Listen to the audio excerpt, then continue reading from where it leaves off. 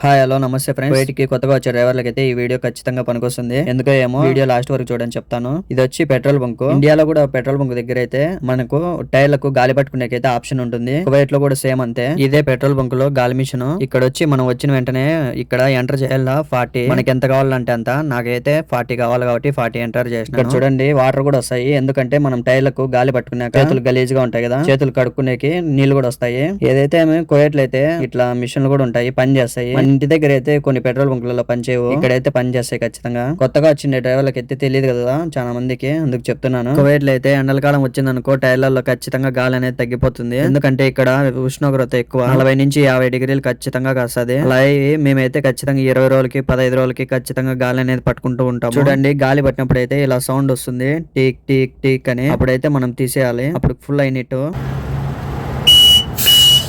ఈ వీడియో మీకు నచ్చినట్టయితే లైక్ చేసి సబ్స్క్రైబ్ చేయండి ఫ్రెండ్స్ మన ఛానల్ ను.